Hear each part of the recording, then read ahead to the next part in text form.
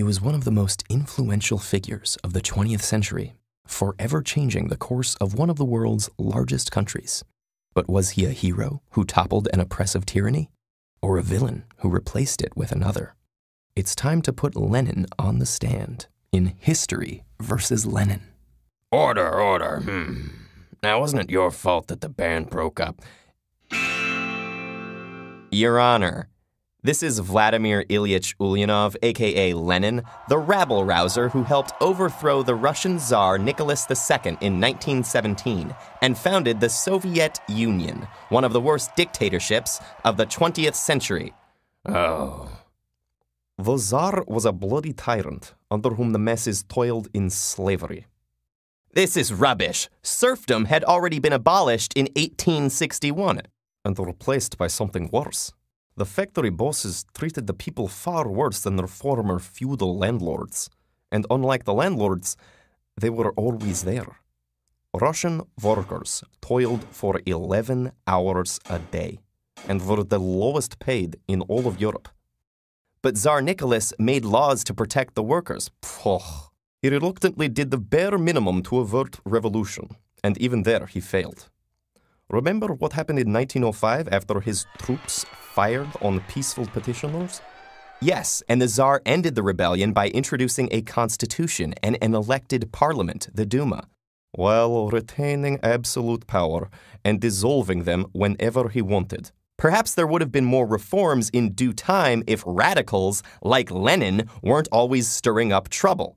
Your Honor, Lenin had seen his older brother, Alexander, executed by the previous Tsar for revolutionary activity. And even after the reforms, Nicholas continued the same mass repression and executions, as well as the unpopular involvement in World War I that cost Russia so many lives and resources.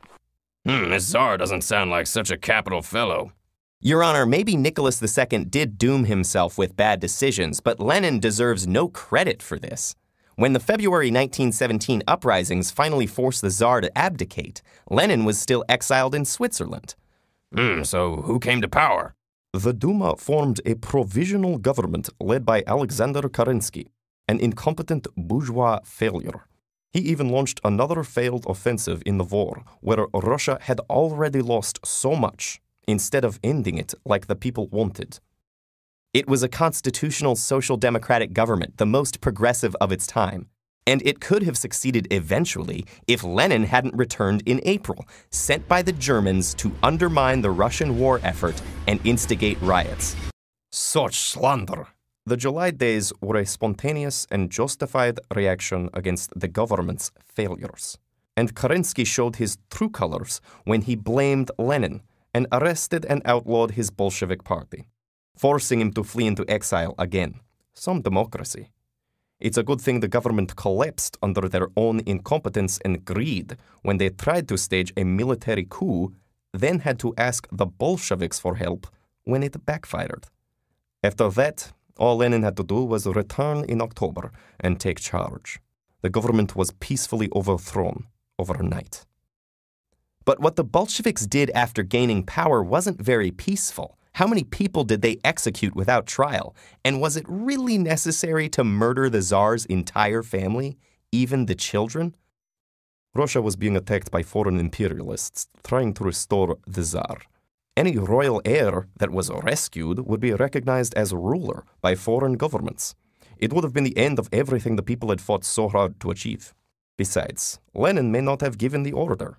But it was not only imperialists that the Bolsheviks killed. What about the purges and executions of other socialist and anarchist parties, their old allies? What about the Tambov Rebellion, where peasants resisting grain confiscation were killed with poison gas?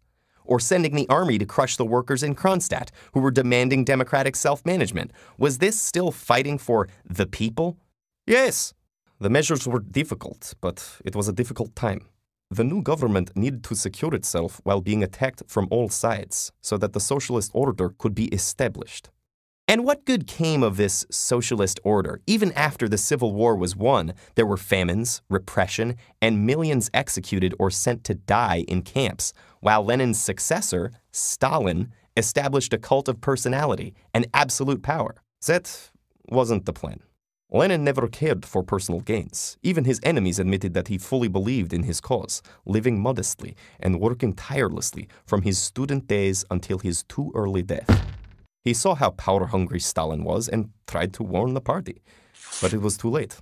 And the decades of totalitarianism that followed after? You can call it that, but it was Lenin's efforts that changed Russia in a few decades from a backward and undeveloped monarchy full of illiterate peasants to a modern, industrial superpower with one of the world's best educated populations, unprecedented opportunities for women, and some of the most important scientific advancements of the century.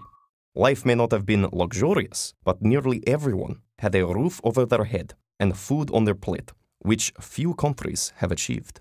But these advances could still have happened even without Lenin and the repressive regime he established. Yes, and I could have been a famous rock and roll singer, but how would I have sounded?